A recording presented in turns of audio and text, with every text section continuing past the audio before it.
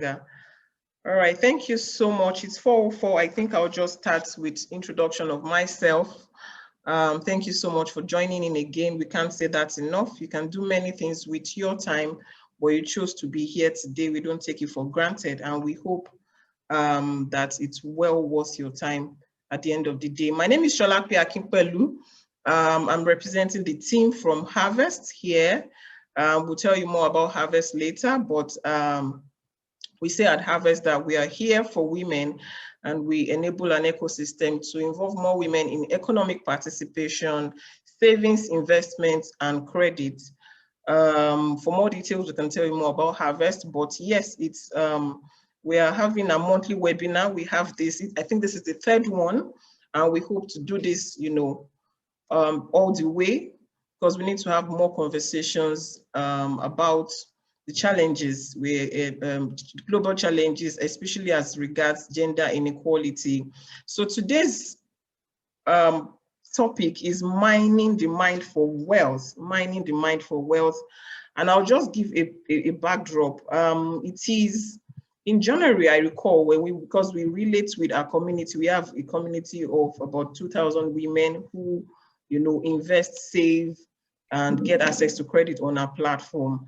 And we were talking about investing, and a lot of women were just saying, you know what, I don't make enough. I don't even have money, or I'm at a bomb, I'm stuck in my career, or my business isn't thriving. COVID came and, things got into reverse mode. So how can you talk to me about investing or savings? And it felt like we were actually talking to walls. So we realized that we need to talk about, you cannot talk about investment savings without talking about our economic participations, either as working ladies or entrepreneurs. And that's why I'm very happy to introduce our powerful team. I call them a powerful trio.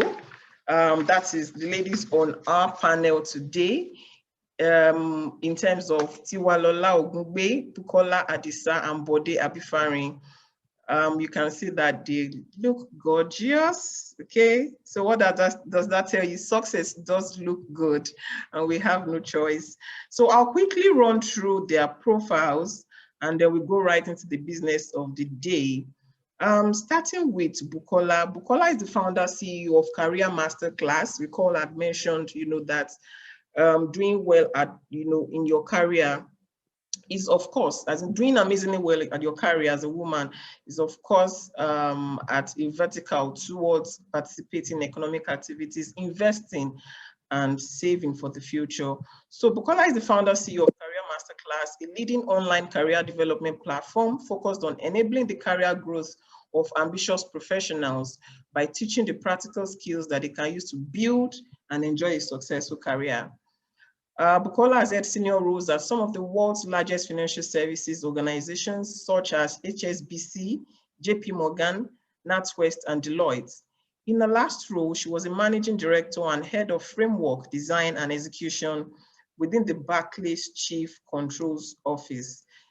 Bukola, thank you so much for joining us today. Thank you so much for having me. Sorry, I was on mute. Thanks for having me. Thank you, Bukola. All right. Next is Tiwalola Ogungbe. Tiwalola Ogungbe is, I'd love to call her a creative. Tiwalola is the creator, the creative director at Tiwi Home Fragrance, one of the most distinguished and luxurious home fragrance brands in Nigeria. Tiwa, I would say, produces here and also exports. That is, Tiwi is creating a proudly African brand from Nigeria to the world, as I like to say. It's also noteworthy to note that Tiwa started Tiwi after having a successful career as a top executive at the Punch newspaper. So talking about making the switch, Tiwa is someone that had done that and is striving excellently at what she does. Tiwalola, thank you for joining us.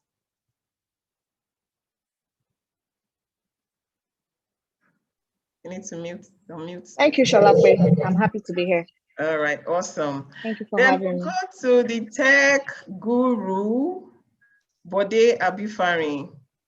Bode Abifarin is the Chief Operating Officer, COO, as the they call it, at Flutter Wave. Power woman there. 44 is responsible for managing the operations of the organization, including strategy implementation, organizational performance, and ensuring the company meets its overall goals and objectives. Thank you so much for making our time to join us today, Bode. Thank you. Good afternoon, everyone. I'm happy to be here. Good afternoon. All right, so we've got about 47 people participating in this webinar, and as we had said, it's going to be worth every inch of their time. So against the backdrop I shared earlier about women participating in economic activities and, alongside that line, participating in savings, investments, insurance, and other financial services. My first question is to you, Bukola. Statistically, women invest less than men. So I say that from the perspective of published numbers and what I've experienced, right, working with financial brands. Do you think our patriarchal society affects women's lower participation, and how can this be addressed? What exactly is the issue? Yeah, first out, let me just say thank you for having me, and good afternoon, everyone. It's a huge pleasure and honor to be here. And I think what you've said, Sholakwe, is very well known. There have been many studies, from sort of the top consulting agencies in the world. McKinsey has done a huge number of reports on the wealth gap. And the reason is this. The reason is multifaceted. It's a complex issue, and there are so many reasons for it. Like you said, Sholakwe, there's a thing there around patriarchal. Women are just not conditioned to sort of build wealth in the same way as men are. There's an expectation on men that you're the breadwinner of your family and all that, and so they seek out all the avenues in which to build wealth. But women are not conditioned to do that. However, I was reading something the other day, and women, specifically Black women, are the fastest growing spenders, consumers. So they have when it comes to buying consumer goods, no other demographic spends like the Black woman. And the reason, and that's interesting, right? Because when you look at the wealth versus the spending power balance, the balance is a bit stilted, and there are so many reasons for that. One is, like I say, the conditioning. A lot of people move from their father's house to their husband's house, and a lot of women have been brought up to think that they have no agency over their own lives. You were looked after by your especially when we look at it in the African context, you were looked after by your dad, and from there you go to your husband's house, and you sort of defer to him when it comes to issues and decisions regarding investment and savings. Having said that, if a lot of us can trace back and look at our moms and our grandmas, they were very savvy. I mean, a lot of the things I have learned about money, entrepreneurship, being commercial, having grit, and just being resilient when it comes to, doing well and being successful, I picked it up from my mom. And my mom did not necessarily have a formal university education. Is that intricate, that inherent thing that just comes from just being a hard grafter, African woman. And I also think that we cannot also exclude the place of access, access to information, access to knowledge. And that is why I'm so glad platforms like yours, Sholakwe, exist. Because if you look at, way back, who were the people that did the, what we call thrift, ajo? Who were the people that did it? Women. It was the women, right? Who are the people that, when the man, I always say to people, I'm a Christian, and so, the Bible did not say, can a man forget his suckling child? Because men up and leave all the time. They forget their suckling children all the time. It's the woman that left holding the babies. So when you are in a position where you have no other choice but to think about how your children will go to school and your children will, feed and all that, women have been historically forced to think about other ways in which they can save. But the knowledge has not translated into how do we build sustaining wealth. So when it comes to saving, I think, women will find a way to save. I here in the UK, I run like a small Ajo club, and about 80% of the people that do it every month are women. But when you start to think about the investment, the people that are talking about things like Bitcoin, real estate, and all that, it's all, and you know, when you think about that thing, the knowledge and the community that's built around that, even on Twitter, the men are the loudest around this. So I think it is, you know, like you say, a lot of it is patriarchal and the way the society construct is built, but also access. So access to knowledge, access to spare money. Again, you know, people invest after they've put their children to school and, you know, they've taken care of the basics, and then you invest what is left, right? So I think a lot of it is economic, the imbalance that we see in the sort of wider society around the economics. So like I said, it's really complex, but I feel like platforms like yours that exist, you know, HerVest, and also in the US like HerVest, and all these big platforms are starting to change the perception, are just starting to change the narrative around this. And we will only see more and more of that as women now strive for more economic empowerment. It will naturally filter through. I feel like I've given you a very long-winded answer. Yeah, and it's quite interesting all the way, you know, like you said, it's access, right? And as we say that, you know, our mission at HerVest is to improve women's lives by giving them greater access, right? Greater access to and use of financial services.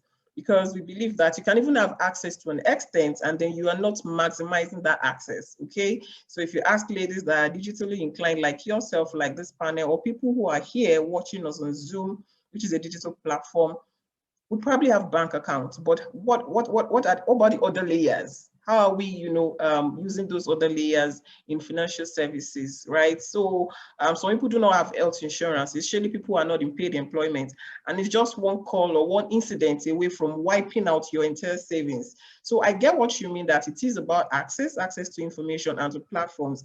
And thank you for the commendation. We are happy doing what we're doing, and we know that it's still a long way, but we certainly know that we will record great success eventually. Just before I go to Tiwa and Bode, there's a follow-up question from what you mentioned.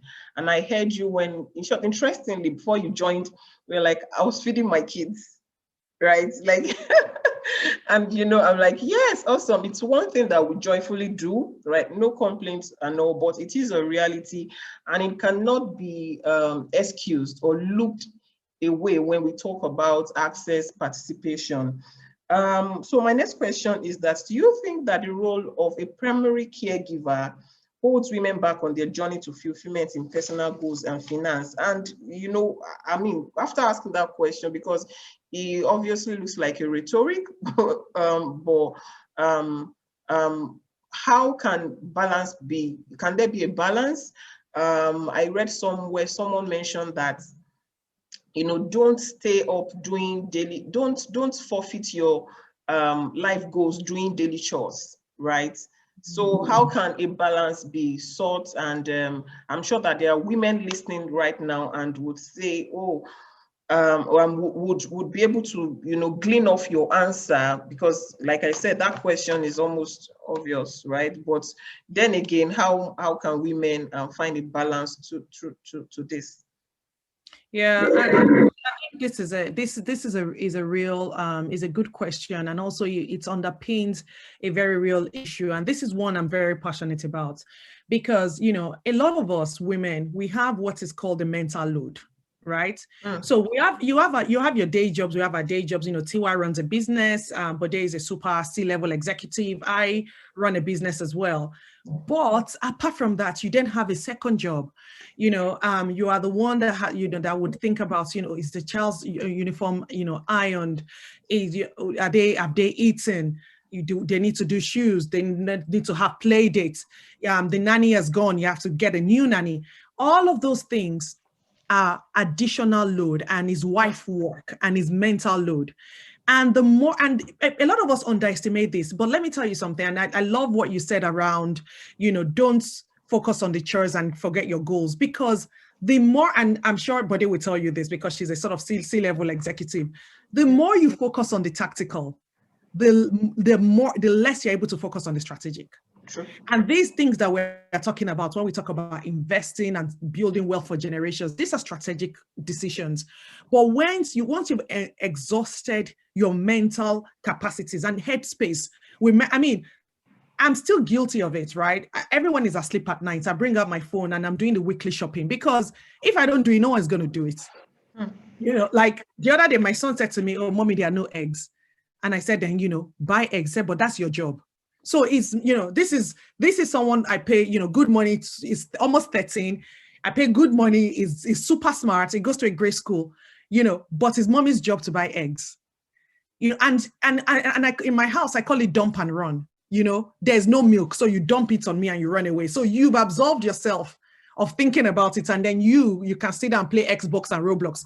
And I am the one that, when everyone is gone to bed, I bring out my phone and I'm buying milk and eggs. We can laugh about it, but until we get to a point where the chores and the admin of the home and the mundane things are equally distributed, women are not going to have the headspace to think about the more strategic things around investing, because a lot of these things also require you either learning about it. And even if you say, yes, I'm going to delegate to a financial advisor or people that know more about this thing, there's still a level of research that you need to do, or, speak to somebody to be able to onboard or to be able to hire someone to even advise you.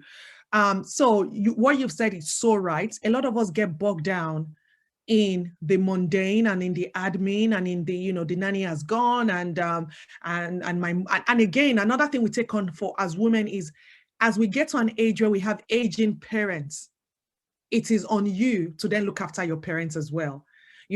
My parents, I live in England, my parents live in Nigeria. Last year, my parents turned 60 and 70. Okay. Guess what? The people that braved in the middle of a pandemic, the people that went to Nigeria to celebrate with them, it was the 3 girls.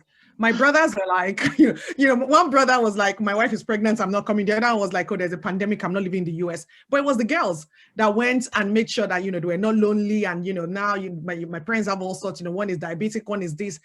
Yeah. We're the ones buying the medicine. So the caring responsibilities that we take on is a lot, and it contributes to the mental load.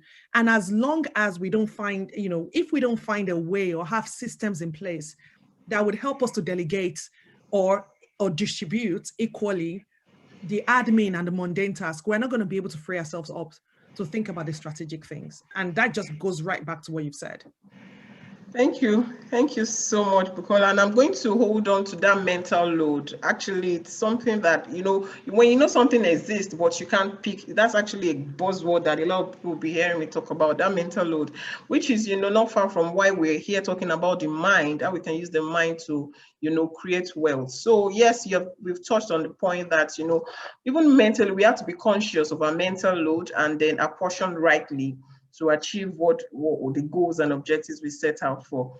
Thank you. There are some interesting comments right here. We'll come back to them. So Davida, I think, mentioned that she says, this comes to me very abruptly, that even as educated and exposed that I am in line with my career, I, just like many other ladies, often pray to be very financially successful, but pray that our husbands or spouses would be more successful than we are, with an exclamation mark. Please speak to this, as it appears that this conditioning needs to be addressed. That's why we are here. We'll come to that, Davida. And trust me, it's one of the things we'll talk about, right? You've got money as a woman, and they say that don't let men know that because you're single, they should not know you have money, because men will run away from you. But the men that do not have money, they should look like they have, so that women will come for them. We'll get to all of that. So Bode, I'm coming to you next. And my question is, moving away from the mental load, what are the opportunities? Do you think that, as a woman in the forefront of African tech yourself, do you see opportunities women and girls can leverage on towards participating optimally in economic and investment activities, in tech, out of tech, All right, thank you very much. I'll just talk a bit more generally in and out of tech, because before I joined Flutterwave in 2018, I spent over 15 years at KPMG. So I was a consultant, talking to people about and training people as well. Okay, so before I go into your question, I just wanted to quickly address what we mean by wealth. So your title for this session we're having, you said mining the mind for wealth. So just in my experience and just looking at a lot of the businesses that we've been able to power, even as Flutterwave, right? I've seen that there are different types of wealth because what Bukola said, you must have money before you can save or invest. So if we look at wealth, I thought about it in 4 ways. So I said the first one is financial wealth, maybe coming from your business or your salary. Then you have relationship wealth. Sholakpe, I was on a webinar that you were on, you leverage on that relationship, and that's why I'm here. We started talking after that, okay, business. So we have relationship wealth.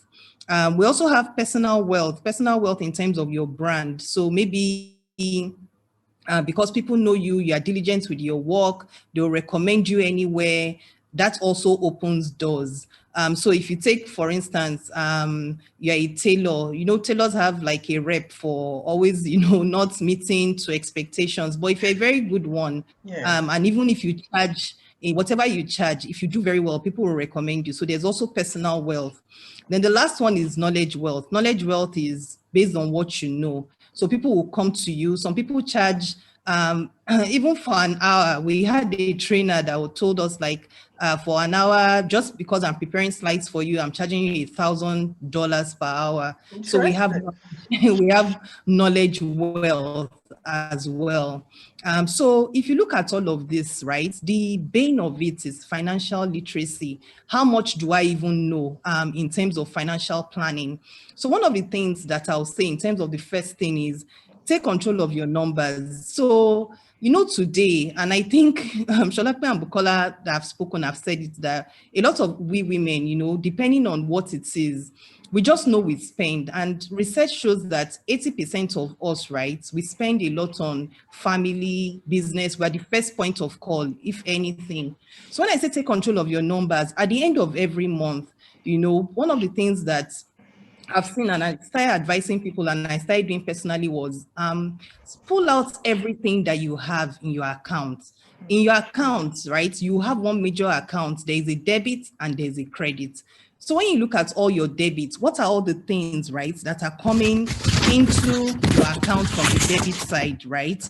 What are your sources of wealth? So some people have their major business, they have side hustles. If you just pull that debit bit, you see everything that is going out of your account. So the same thing you do for the debit side, for the credit side as well. So you do the debit and the credit side, so you can even know what your expenses are. So you now ask yourself questions like, what went to business? What went to family? What went to other things? What are these other things? What are the gaps? And what am I spending money on? Then when you now come to the credit side, you now begin to ask yourself that if you're in a business, for instance, maybe let's say you're selling food, for instance, how much came in? What are the gaps? There's a training in Faith Foundation that my friend Nika takes, and I've listened to part of that training, and she has an exercise where she asks people that, how much do you charge for a pot of egusi soup? And it will be very interesting when you start listening to what people are saying. Today, depending on the quality of your service, people will pay for what you offer them. So when you start asking people, where do you source the egusi from? Is it from Anambra or you go to Lagos market? Because all those inputs determine the pricing. People just be like, okay, I went to Mr. Biggs, I went to all the people in my area and I'm trying to find a price level. But have you really found out what it costs you to bring that product and service? Because that's like the credit leg of what is coming into your business. Because for you to have something to save, you are thinking about wealth in that area. So how are you thinking about all of those things? I know the first thing. We need to wait for. We have a participant who needs to mute. We need to be obedient. Sorry about that, but please continue. No problem. So the thing is that, in school as well, a lot of us, we're not taught budgeting and investment, except you did accounting. So you, as a business person, for the credit side, I'm saying on the credit side now, how much do you even know? There's a lot of free courses now on accounting for non-accountants, and you'll be amazed if you go to ACCAX now. It's not something complex, because we're saying for you to be able to save and invest, you must understand a lot of how these things are coming in. So, those are some of the things I need to look at. What courses, how can I begin to understand what this is?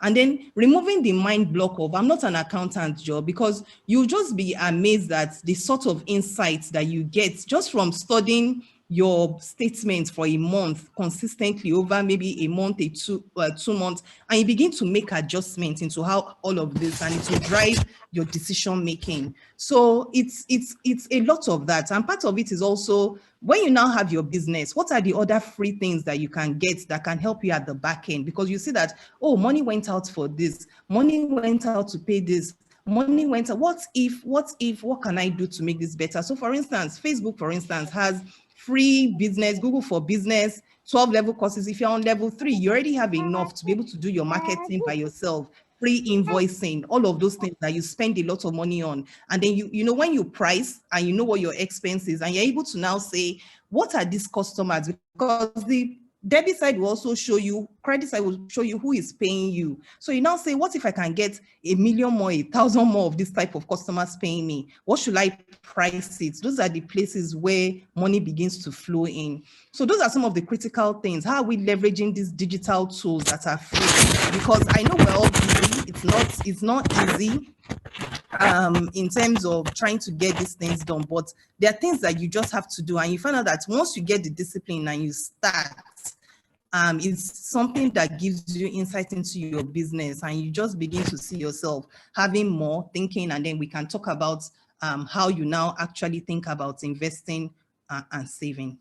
I don't know if that helps. So many gems you shared there. That is even leveraging tech tools, even up to basic accounting for your business, for your own personal accounting. Because like I say, a lot of people, we need personal accounting to even see your credit and your debit flow. So thank you so much for that, Bode. You touched on a lot, but as we said, that it is intertwined. So I'd like to ask Tiwalola a question that is even about generating financial wealth here. Thank you for distilling the many kinds of wealth. And I tell you that, that relationship wealth is really key. That's personal branding. That personal wealth is really, really key. Unfortunately, a lot of us, including me, when we talk about wealth, we think, ego, money, right? And meanwhile, you can get a lot even in the other areas. Thank you so much for that beautiful distillation. So I'll just quickly like to ask Tiwa, basically, as we said, and we've re-echoed many times, even in this session, that a lot of people complain about not earning enough, not making more funds at all. Like, I'm not even working, I don't even have a business, or not earning enough. So how would you advise women facing this to start working towards growth in their careers and businesses? That is, so that we stop this song of, I'm challenged because I don't earn enough, or I don't even earn at all. So how can women address this? Thank you, Sholakwe. Thank you for having me, for the opportunity. So first, I'd like to say this. It is not only women that go through this challenge. I don't think it's a gender thing. I think both men and women, face this issue of earning more and being able to save or invest. So I'll say people, not women, since we have some men on the platform already. So let's make it, general.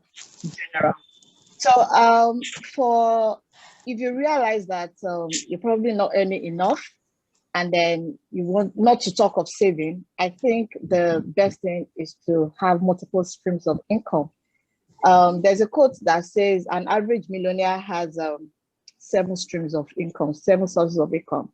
So you can't rely on just one income, on just a job, just a business, and think you can create wealth from that. That is possibly not possible. So you pick up other sources of income, like, and not just any job, to be honest. You need to identify what you are meant to be, what is inside of you. You need to identify what you can do. That is the only way you can excel in whatever thing you do. Because if you're outside your purpose in life, it might be it's difficult for you to make money out of it and then to save, if I may say so. So identify what you are made for, what you are good at. Money will come. Money will always flow in when you give value. Okay. And then you need to have the money mindset. And having a money mindset is knowing what to do with the money when it comes. So it's not just piling up cash in your account. It doesn't make sense. So you need to learn how to save, learn how to reinvest and invest in whatever thing you are doing. And then, of course, you need to be informed on what investments to do that, will not spank you at the end of the day. So basically, pick up other streams of income to earn more money, be disciplined, and then don't just earn the money and start spending, on irrelevancies. Invest on what can, bring in more money to you. Money, so that you compound that money. So you touched on something, and you said, recognize your purpose, and that's quite deep. So how does understanding one's purpose, that is one's purpose, value, and being confident in one's purpose again, increase our money mindset? Do they go along? How do Yes. recognizing your purpose help you with your money mindset? Yes, your purpose is right inside of you. So like the topic says, mining the mind to create wealth or for wealth. So your purpose is right inside of you. You need to listen to yourself, to your inner man, to know what you are actually meant for. Because the truth is, when you are living outside your purpose, you get frustrated. Things don't work. I've been in this shoe before when I was in my 9-to-5 job. The way I discovered my purpose was I was restless in my inner mind. I knew I was meant for more. I felt like I was being caged. So I felt like I needed to do more. I needed to, reach out to the world, to have something doing that will give impact. So from there, you will know what you're actually being made of. Okay. And then I'm a Christian, so I might have to go a little bit spiritual. And the most important thing is you cannot know your purpose outside your creator. So you might need to have like personal relationship with God to, so that He can show you what you are actually meant for. All right. Thank you so much, Tiwa. And like you say, I believe that we're all spiritual beings. So there isn't any way that you would want to disconnect from your source and not probably go out of purpose. So thank you for that. The next question here is for Bukola. Bukola, how much of our habits and beliefs affect our money actions? And how can we curb these habits as women, especially? Because though I'd heard Tiwa mention that yes, it's a general problem, but we look at things from a gender lens perspective. We look at things from a gender prism, because statistically, women are one of the poorest sects. When you look at I'm so sorry. A call came in that no problem. Oh, you lost it. No problem. Sorry. So I was just even explaining. For instance, the top 22, the top richest men, just top 22, they are richer to that is top 22 world richest men are richer than 325 million number of women in Africa combined. And that's why we say that, gender parity, gender inequality isn't just for conversations or topic conversations, it's for economic participation. Because if women participated at the same level as men, statistics has it, I think it's McKinsey, that it can bring in 23 trillion back into the economy itself.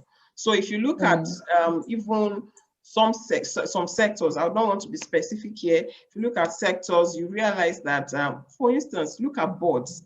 Look at organizational boards. It is after we started having a lot of conversations that we're now having gender. But I've seen very hard boards, all men, no women. You want to ask yourself questions. What happened, during the climb up?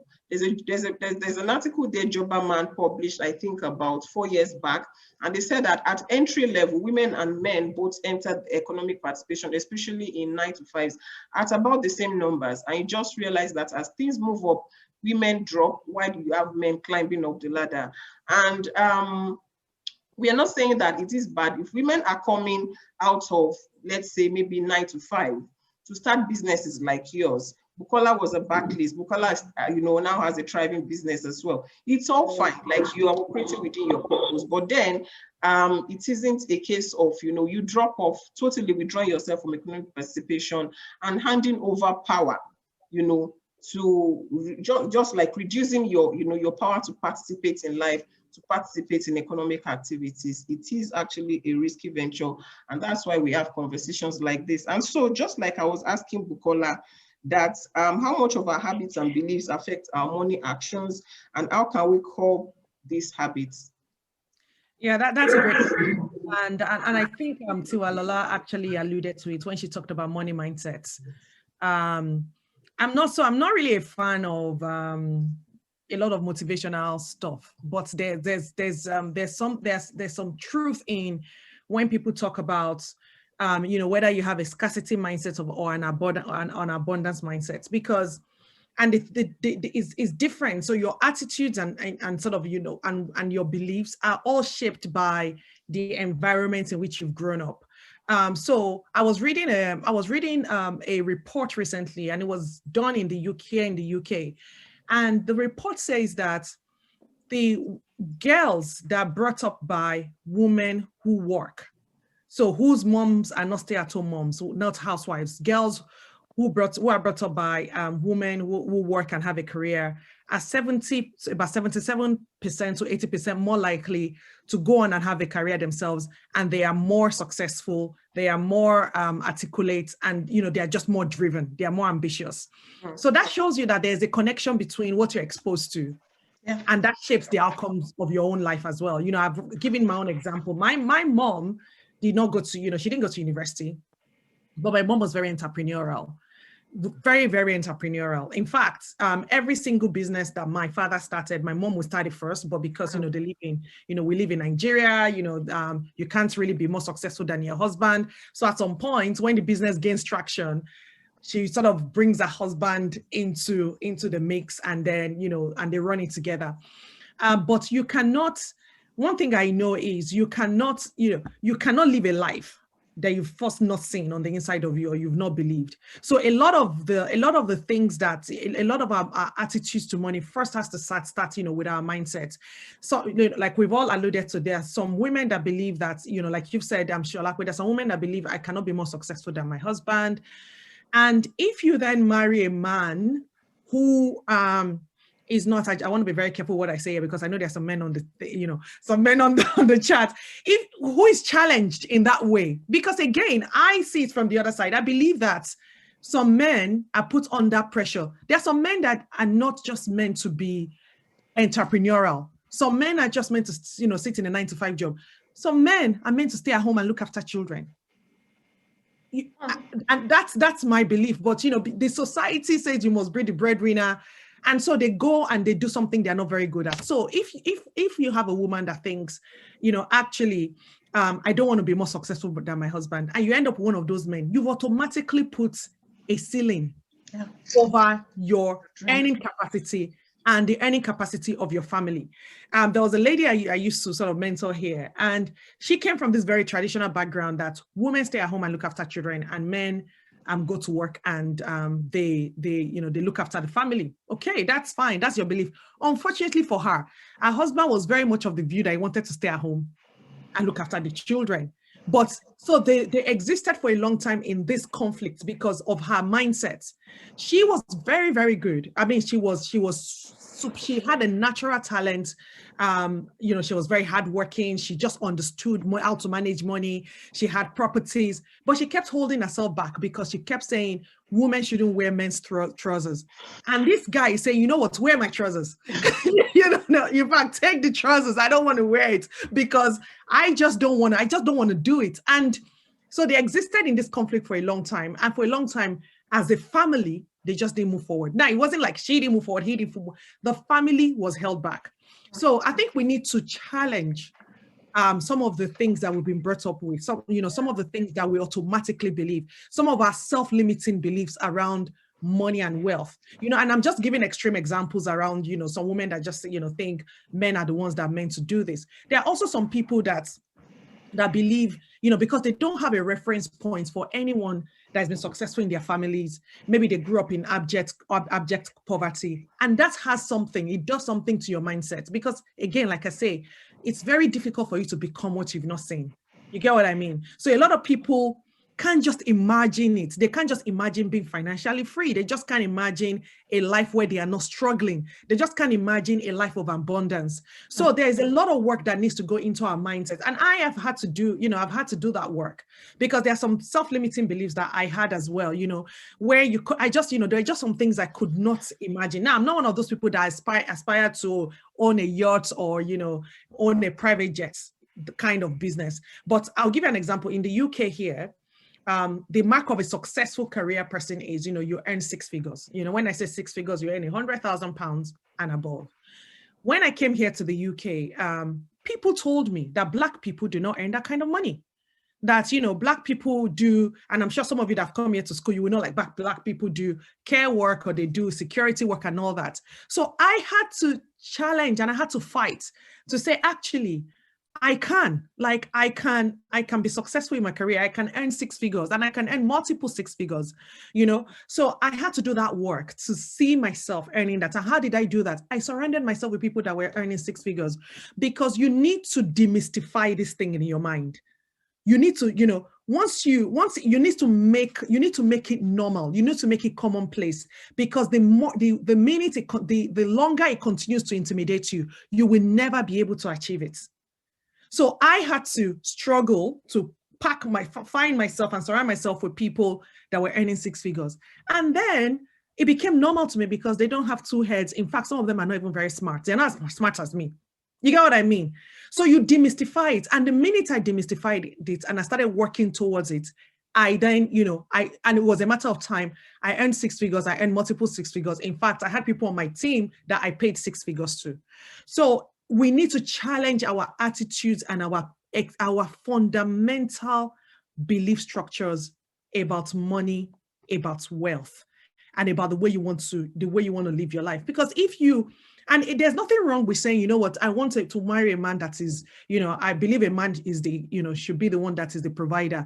In that case, you then need to be razor focused on the kind of men you go after. Then don't meet somebody and say, I love him and will manage. It will not get better.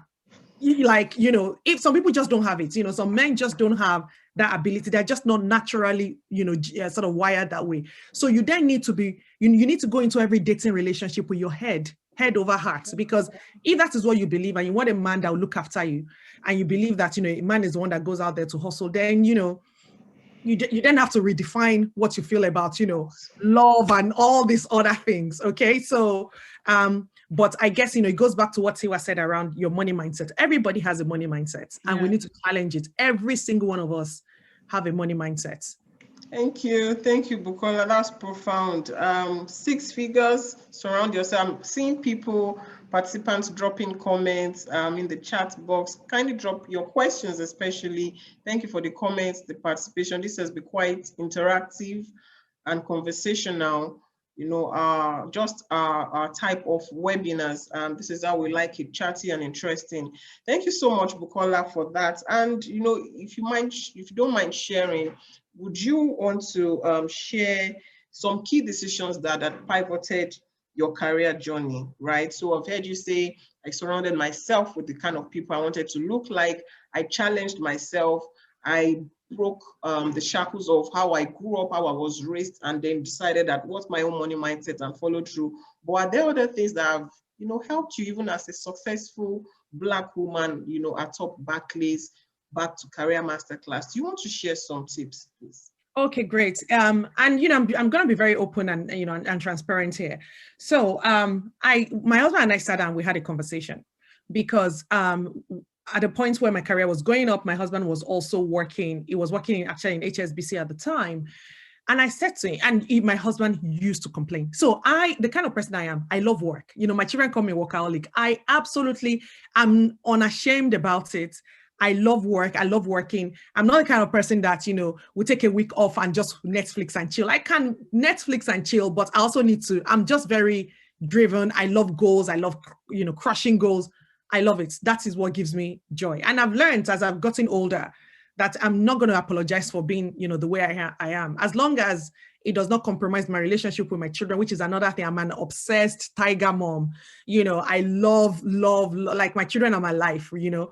So for me, as long as my love for my work does not compromise my love for my children and my husband, that's fine. But I sat down and I spoke to my husband and I said, see, listen, we're not in Nigeria. Your mom is not here. My mom is not here. We're having to, you know, look after the children with childcare. And you don't love your job, because my husband is a pastor, right? So he's a minister of God, and he loves, that is, you know, that's the love of his life. That is his calling, and he absolutely loves it. So I said, so what are we going to do? Do you have desires? So this HSBC you're working in, do you have desires that you're going to become a bode one day and become COO? He said, no, far from it. I'm like, okay. Do you even have a desire that you're going to be a director? He said he does not care. I said, okay. I care. I want to be a body one day, right? I want to get to the top. I want to do this. I want to do that. So do you mind, you know, one of us has to take a back seat, right? Because this is, you know, we don't have a support system here. You know, we don't necessarily want our children in childcare. Are you okay to do your pastor thing full time now?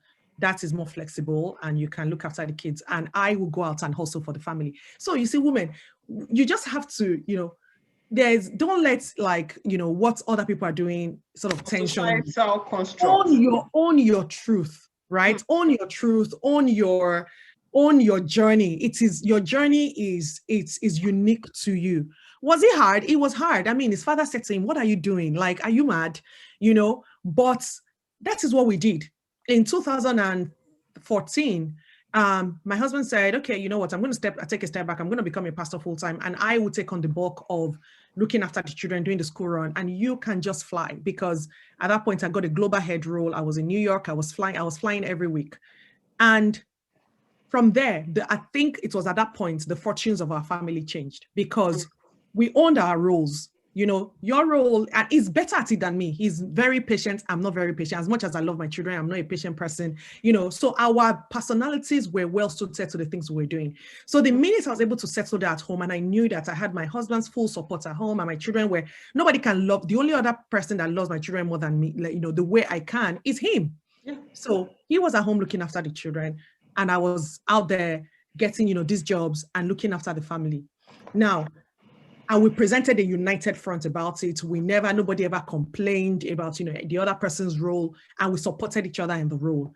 And so that was one of the things that I would say has really helped me in my career, and even in my business today. And now we actually even run career masterclass together. You know, he works in business, and I also work in the church, even though, you know, I still don't think I'm the typical pastor's wife, but I try my best. You know, I teach children's church, and I help, you know, with strategy and all that. It's about being, you know, being a partnership, because I had to break that thing in my head that a man always has to do this, and because it would have been unfair. I love him too much to put him under that sort of pressure for something probably not well suited in. Now, having said that, I am a earner. I know how to earn money and I know how to spend money. But you see, saving money and investing, I don't know how to do, right? All I can earn it. If my husband says to me today, if my husband says to me today, Bukola, we need 100,000 pounds, I know how to get it. But you see, how to put the money, for me, let's get it and then let's go on holiday. Let's go to Dubai. Let's all fly business class. And tomorrow we take care of itself.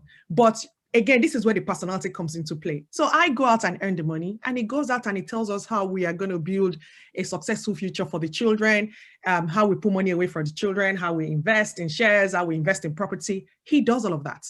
So I bring in the money. All I know is, you know, just give me, this is what I need this month to flex, you know, I buy my wig, you know, do my nails, you just give it. So he pays me my allowance, and then he looks after the rest. But what I'm saying is, you have to get to a point where you have to be really honest with yourself. Don't look at what your friend is doing. I'm out of all my friendship group, I have a group of very good, close girlfriends. I'm the only one that does it this way, because people are different, but this is what works for us. And my career has really benefited from having that rock solid support of the way the household is set up. The children are happy, I'm happy, he's happy. And also, just one more thing that's helped me is I've also gotten a lot of knowledge around this. So I'm an avid researcher. I read a lot, and I love learning new things, So the way that works is I research, I read, all the New York Times, Financial Times, blah, blah, blah. And I say to my husband, I think we should do this and that. And then he implements. Also know your role within your relationship. I'm a big picture person. My husband is an implementer. I tell him, I think this is what I think we should do. He goes and he puts it into motion. But those are some of the things that have helped me. But I had to come to that point where I thought, our roles and responsibilities may have to change. Yeah. But that is where we are. That is where we were at that journey in our relationship, and that's what we did. Now, I'm not saying that's the blueprint for everybody. Yeah. But if as a woman that you want more, you have a skill set, you have talent, and you can do a lot more. Don't let societal constructs hold you back, because in the long run, not only would you shortchange yourself, your entire family, your units will suffer for that because you're not bringing the best of yourself to that relationship. Thank you, Bukola, for sharing so much and so openly. I'm inspired myself, because what you've just described is that even in marriage, even in you are in a partnership, and you should understand each person's strengths and weakness and make it work for that partnership. When you said that, was at that point that you arranged things that the fortune of the family changed and went up. I'm like, yeah, that's how it's supposed to be, rather than, we can have this conversation over and over again, and people will tell you why it was because, what's this phrase called now? That irreconcilable differences or incompatibility. So rather find what works for you, even for the fortune of your family, for your money goals, rearrange your mind. And I think that's why we are here. Mine your mind for wealth, right? Right within your mind, the wealth lies there. Mine it for wealth. Thank you so much for sharing so openly. We'll start taking questions now. And okay, so we're dropping comments. Partnership in relationships, especially marital, is very key. Yes, thank you, Joyce, for re-echoing that. Evolve and adapt your roles to suit your purpose. Davida, who are saying what you just said in many words.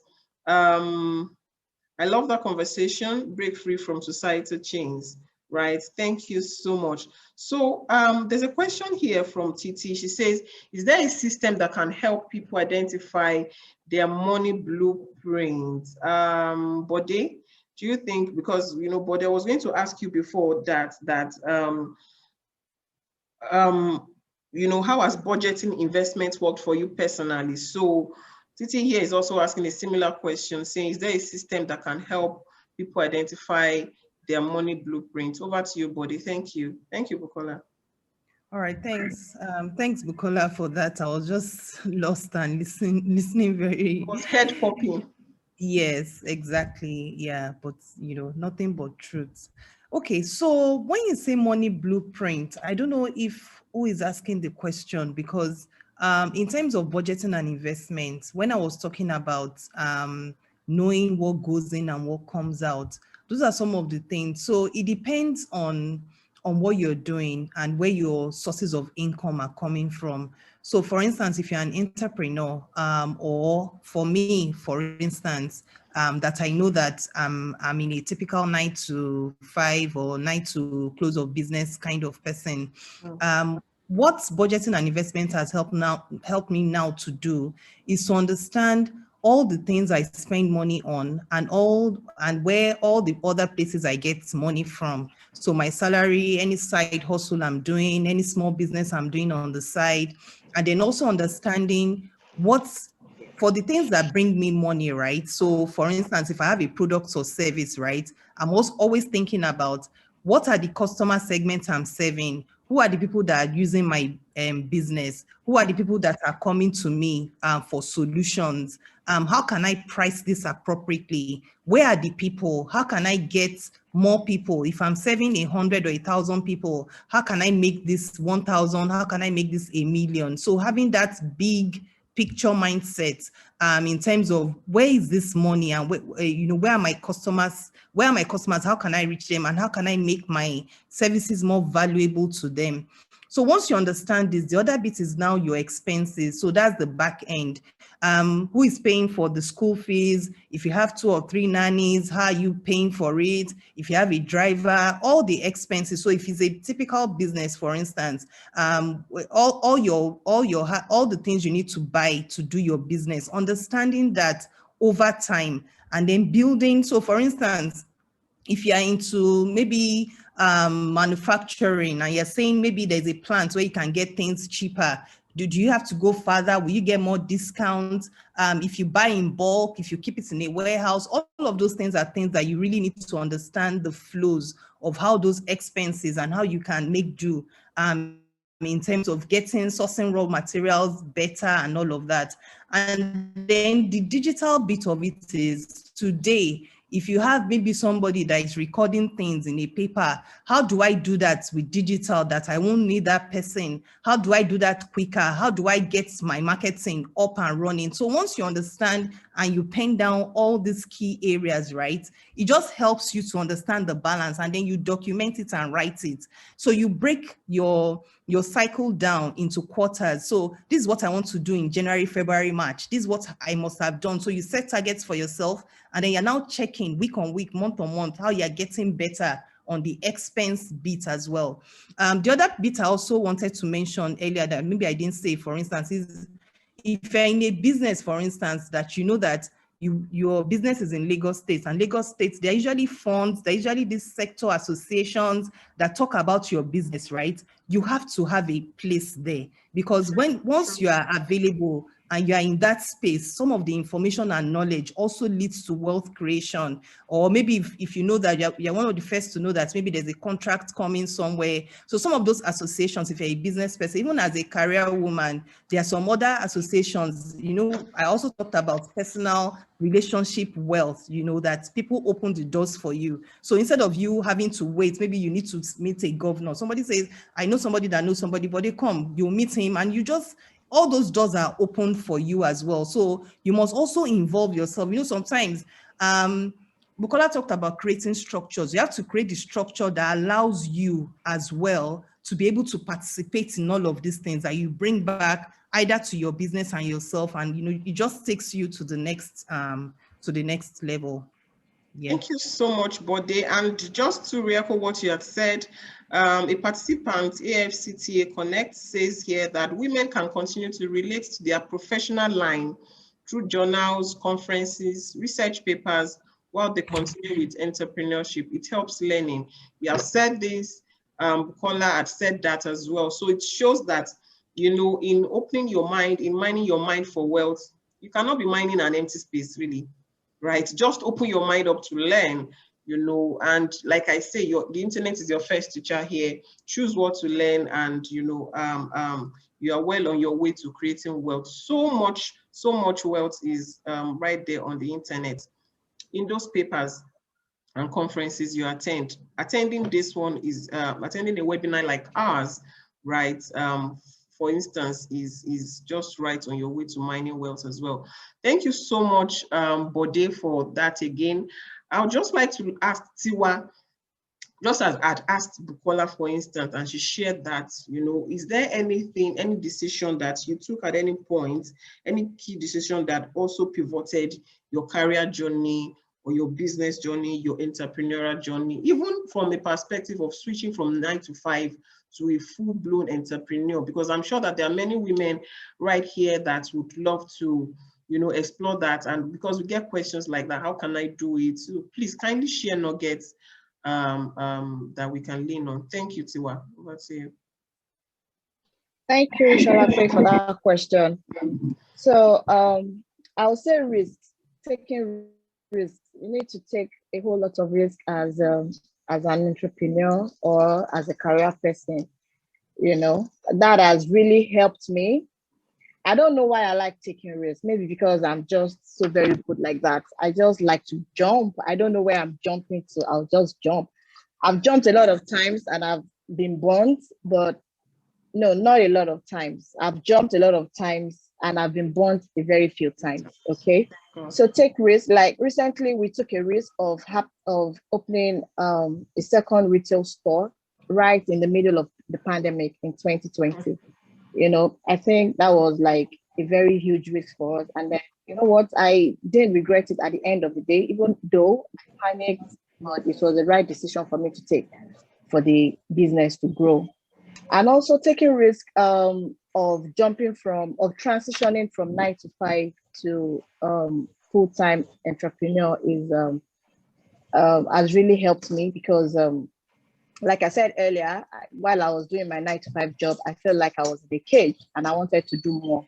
So I had to risk it. I had to like leave all the monthly payments that I'm sure that whatever, I'm sure I'm going to get money in my account every month to the unknown of what if I don't sell candle. And in this part of the world, candle is luxury, you know, against all odds, because everybody was against me resigning. They thought I could still do the business and still be in my 9 to 5. But I said, no, I just want to go into it full time. Like Bukola mentioned, learning, continuous learning of your life. A lot of that's a lie. You need to learn every time. Pick up books, journals, go on the internet, learn how to do more stuff, learn how to hone your craft, learn how to stay on top of your career. If you are in a 9 to 5 job, that's the only thing that can push you up the ladder and probably even make you break all the glass ceilings. You know, like I see Bukola breaking glass ceilings in the UK already. It's really so encouraging. Yeah, so you need to learn and take risks, and then have the mindset for excellence in everything that you do. It helps you to grow a lot in your career. Yeah. Awesome. Thank you so much.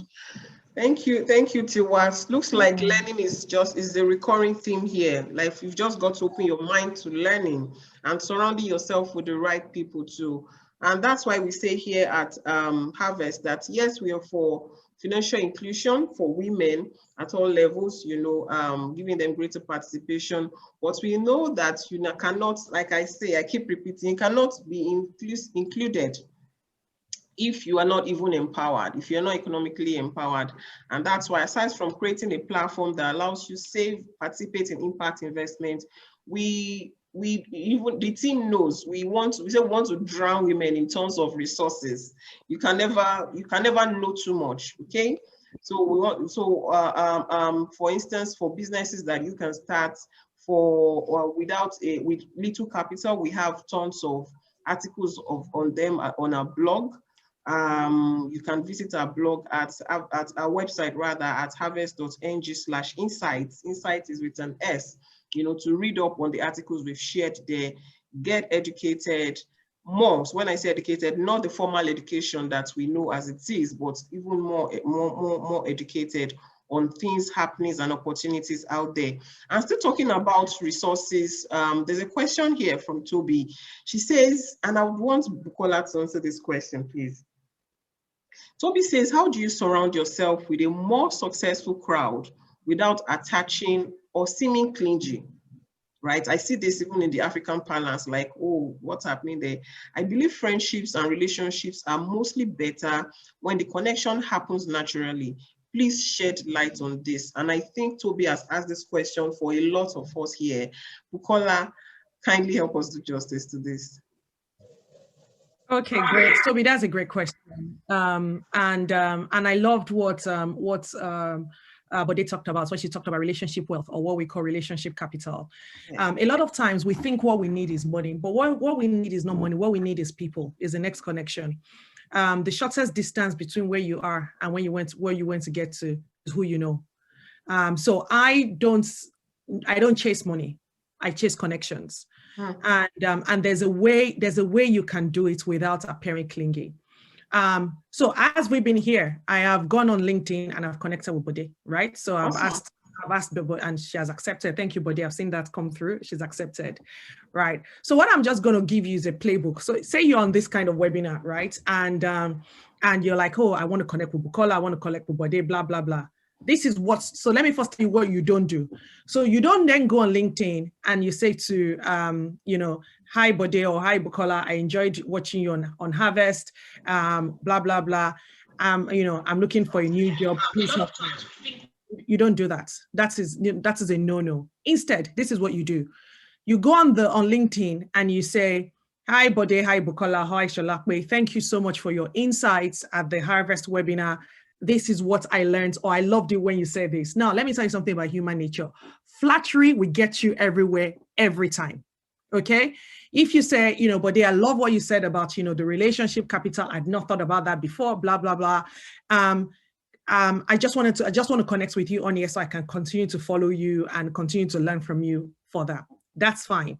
Or you say that and you say, I would, if you don't mind, I would like to have a virtual coffee, just 15 minutes of your time so that I can get to understand your career journey more. Not so that you can, you know, so that I can ask you for a job or because I want to tell you about my life problems, because Bode is not your therapist. Okay.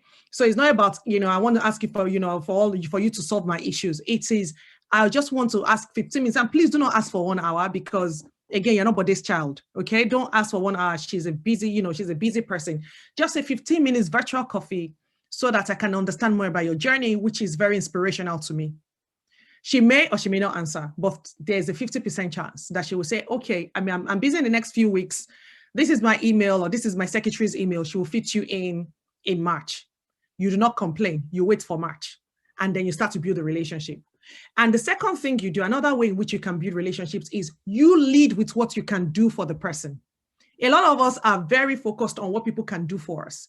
You don't think like, you know, people like Sholakwe, people like Bode, people like Tiwalola, people like Bukola, they also have things, you know, that they can do. So you lead with that.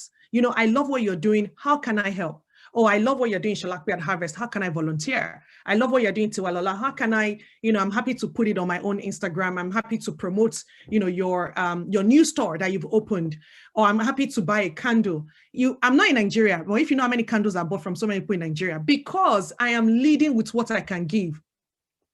So last year, Career Masterclass did a thing with Dang, Diary of a Niger Girl. We did a joint webinar. And so when she launched our home lifestyle perfume, whatever, I'm in the UK, you know, so I said to her, I said, I'm going to buy. So I bought it for my mom and my sisters in Nigeria. So always lead with what you can give. And by the way, Tiwalola, I'm going to buy stuff from you as well. You know, always lead with what you can give, because there's none of us that is so poor that we do not have something we can give to the next person. Right? So lead what we can give. Sholakwe, how can I volunteer? Bode, what can I help? What can I do for you? Because if you come to me and say, oh, Bukola, you know what? I get those LinkedIn messages, oh, Bukola, I'm looking for a job, and you attach your CV. Wow, that's interesting. But that's all it is to me. It's very interesting. And I'm not going to go out of my way to do that because I don't know you. So people help people that they know, like, and trust. So you need to build the know, like, and trust factor. And you need to invest in that, you know, invest in it. If Bode puts something on LinkedIn, like it, share it, just give, you know, that it doesn't cost you anything. Yeah. And continue to nurture that relationship. And that is how you surround yourself with a valuable network. So much so that if anything comes up, say, you know, Bode as the COO is looking for operations assistants or internships at Flutterwave, you will be top of mind, right? Because you've demonstrated to her when there was no exchange that you are enthusiastic, you have the right attitude, you are a generous person, you're compassionate. So she will come to you and say, oh, hi, Opeyemi. I don't know if you know anybody that is looking, but we're looking for internship for interns at Flutterwave, or we're looking for operations assistant. Do you know anybody? That is the value exchange. And all the people today that are the most valuable relationships in my life, that's how I built all those relationships. The last 2 jobs that I've done, they've not been advertised anywhere. People that I've built relationships with, my MD role was not advertised. So, you know, nobody can even moan and say, oh, they didn't advertise, I didn't have a chance. You didn't have a chance because the job was created for me, right? It was out of a conversation of a relationship that I've been nurturing for 5 years. 5 years, I did not ask for one thing. And then But I was doing a lot. I was giving people, you know, oh, come and speak at Career Masterclass. Oh, come and they will promote the hell out of you. And then people love that because I shared my platform. I was generous and I shared my platform with them. So when the opportunity came, they thought of me. Okay. So that is the way you build this relationship. Don't think about what you need. Play the long game. A lot of us don't play the long game. Play the long game. It's not about it's not about the job of today. See, if you get a job today at Flutterwave as head of operations, I'm sorry, it's still not going to change your life. It's not going to change your life so you need to play the long game. And it's not sometimes, right? It's not even about Bode, it's about who else does Bode know. It's not about Sholakwe, but it's about who else does Sholakwe know, right? So that's the way you build sustainable relationship. That's something the men understand that a lot of women do not understand. Thank you. Yeah. Thank you. So I just wanted to add this. I wanted to add to what she's saying. I think she said it all, but apart from that, depending on your industry as well, there might be some short course in LBS that they're advertising, or there may be some industry groups on Twitter. Now we have a lot of social things going on. There are talks on Clubhouse. You have to find time to just get involved because I remember one of my friends when she was starting her pharmacy store then as well. She actually did a lot of research and attended the course that they were doing for medical business. So from there, she was able to, it's the networking. So you also have to go out of your comfort zone at times to find some of those conferences.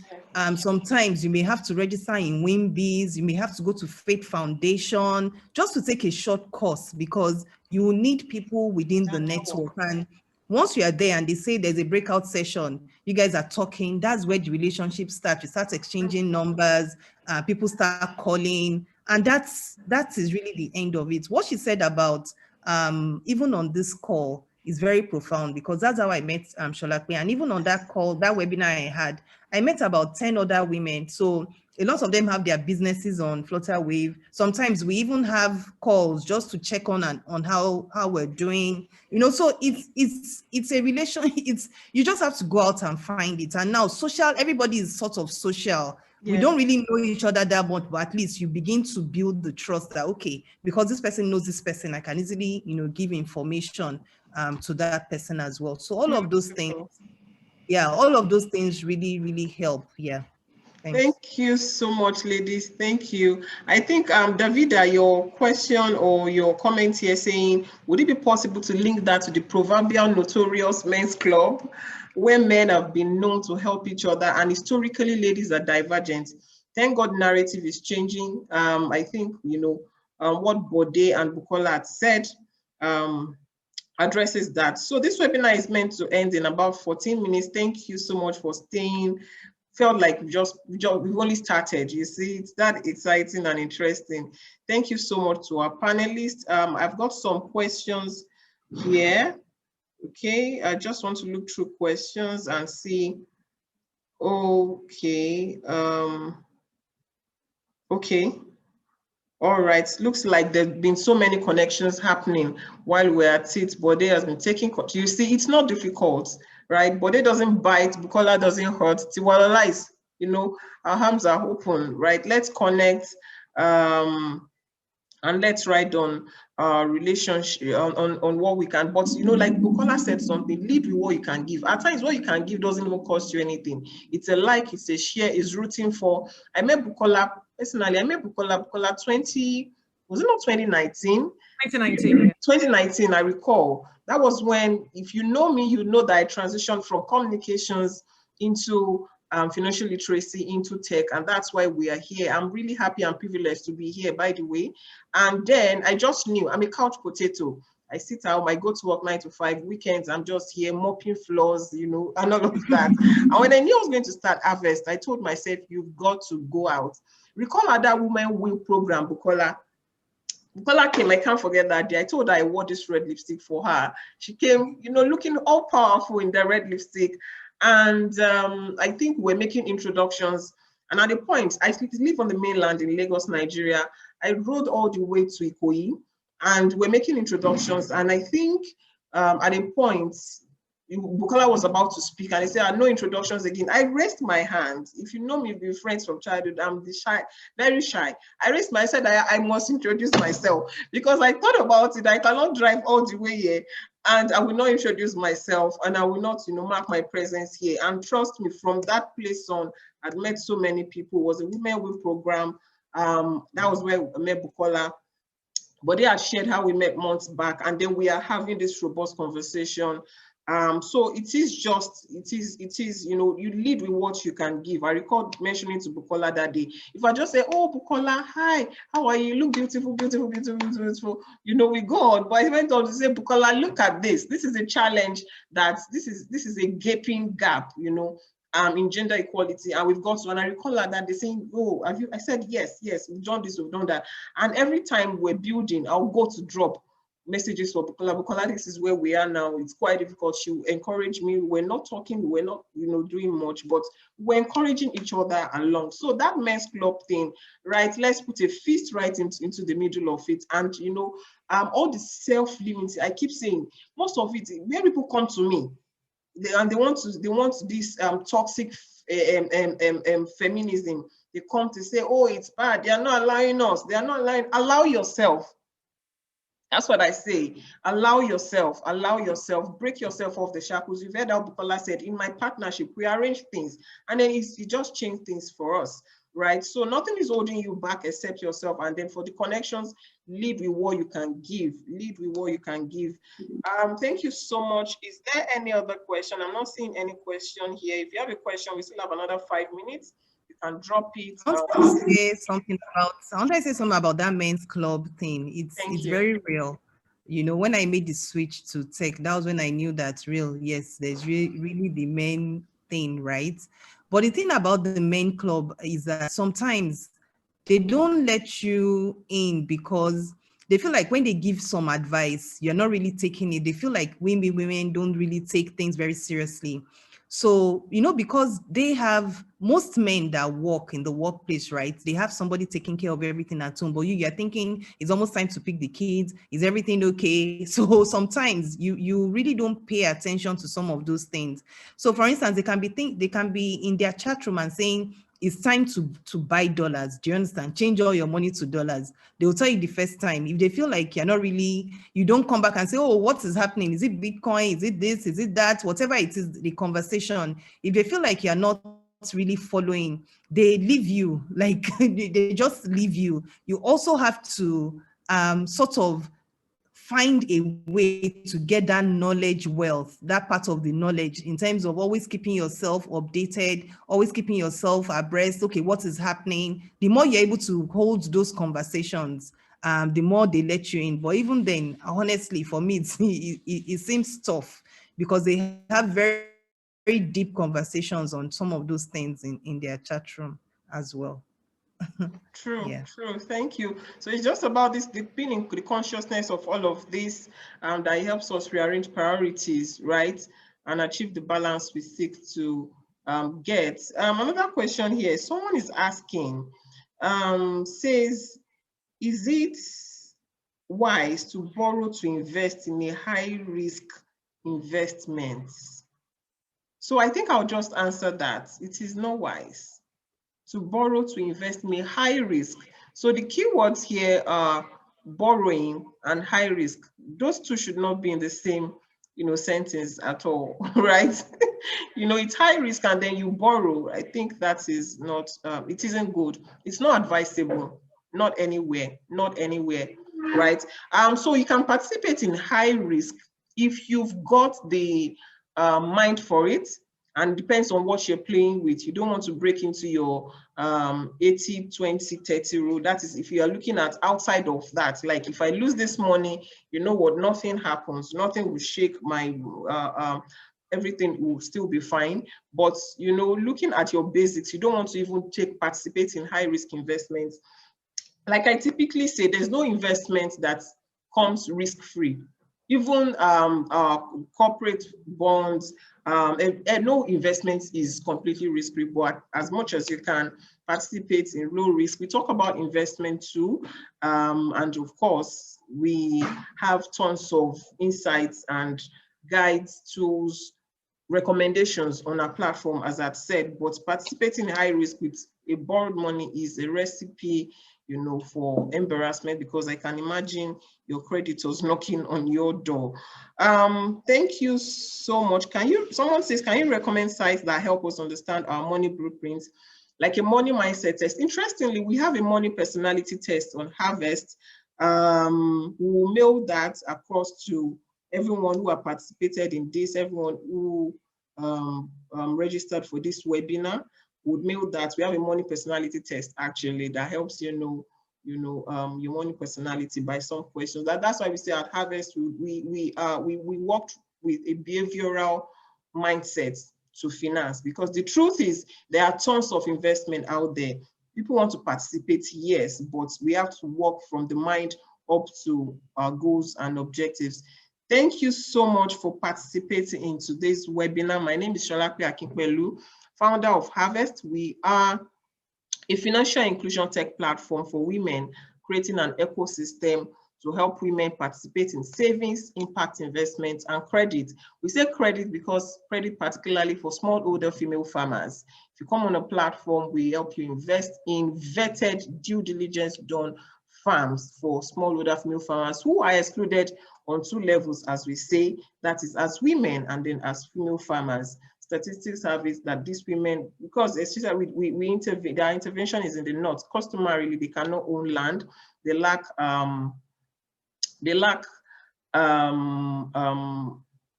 excuse me, please. You know, they lack access to quality input. So all of this, we connect these women to capital, we connect them to markets, we connect them to knowledge. That is knowledge to participate in mechanized and advanced farming. So, and we also, so we say that at HerVest, we address the broad spectrum of humanity barriers. That is, you know, women like us who are here and women who who are not digitized in any way, so that we help them participate in economic activities while we gain financial returns for women on this other side. Also on HerVest, we have a portfolio investment that we have an investment portfolio that you can invest in on a daily basis, monthly, weeklies, and automated savings platform. To know more about us, you can send a mail to hello@hervest.ng. That is hello@hervest.ng. If you have questions, comments, please feel free to mail in. Follow us on social media. We are HervestNG on Instagram, LinkedIn, Facebook, Twitter is HervestNG. We are happy doing this with you this evening. Hope to see you another time when we call. We hope it's been worth your time. If it's been, kindly drop emojis, you know, let's know how we've been, how we fared, feedback, and we hope that you do all have a pleasant evening. Thank you so much to our panelists, Tiwalola, Bukola, and Bode. Thank you so much for doing justice to the topic this evening. We hope when we call another time, you know, you'd heed us. Thank you so much. Yes, so we're getting. Thank you, Sholape. Thank you. Yes, yes. And there are drum rolls right in the comments for you, Bode, Bukola, and Tiwa. Thanks a lot. Thank you, everyone. You have a beautiful evening. Bye. Take care. Bye. Bye.